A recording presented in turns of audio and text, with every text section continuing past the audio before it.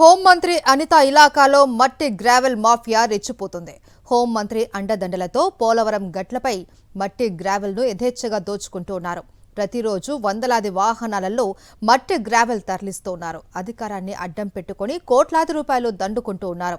హోంమంత్రి ఒత్తిడితో తూతూ మంత్రంగా వాహనాలపై పోలీసులు కేసులు నమోదు చేసి వదిలేస్తున్నారు. కూటమి ప్రభుత్వం అధికారంలోకి వచ్చిన తర్వాత అనకాపల్లి జిల్లాలో ఎన్నడూ లేని విధంగా మట్టి గ్రావెల్ మాఫియా రెచ్చిపోతుంది. ఒకవైపు కొండలను పిండి చేస్తూ మైనింగ్ కి పాల్పడుతున్న కూటమి నాయకులు మరోవైపు పోలవరం కాలువను సైతం విడిచిపెట్టడం లేదు. పోలవరం గట్టుపై గ్రావెల్ మట్టిని ఇష్టానుసారంగా రాత్రి పగలు తేడా లేకుండా అక్రమార్కులు తవ్వేస్తున్నారు. అనకాపల్లి జిల్లాలో యలమంచిలి, పాయకరావుపేట నియోజకవర్గాలలో ఈ మాఫియా మరింత బరితెగించింది. పోలవరం గట్టుపై ఉన్న మట్టి గ్రావెల్ను ప్రైవేటు లేఅవుట్లకు అమ్మేస్తున్నారు.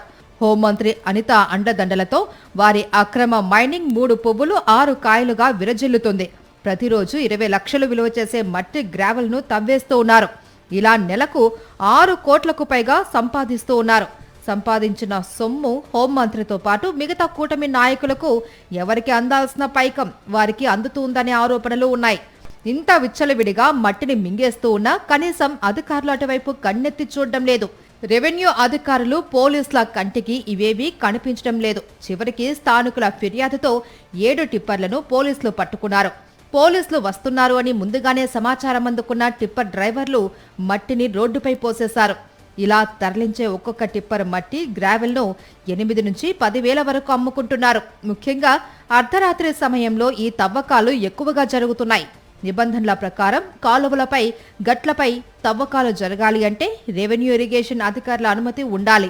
కానీ ఎలాంటి అనుమతి లేకుండా కూటమి నాయకులు ఇష్టానుసారంగా తవ్వేస్తూ ఉన్నారు. పోలవరం గట్లపై మట్టి తవ్వితే కాలువలు బలహీనపడతాయని వాదనలు వినిపిస్తున్నాయి.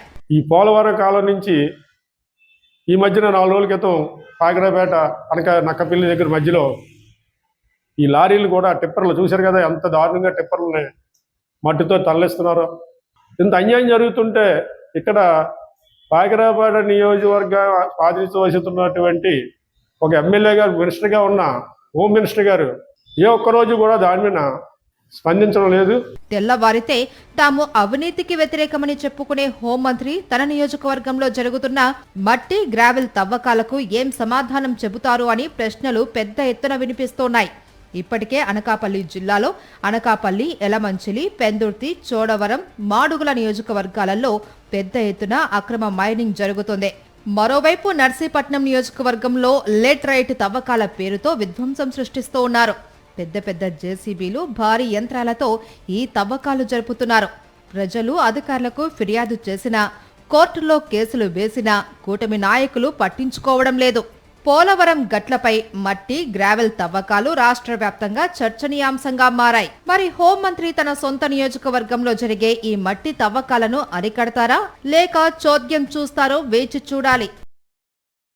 మరిన్ని అప్డేట్స్ కోసం ఛానల్ ను సబ్స్క్రైబ్ చేయండి. నోటిఫికేషన్స్ కోసం బెల్ ఐకాన్ పై క్లిక్ చేయండి.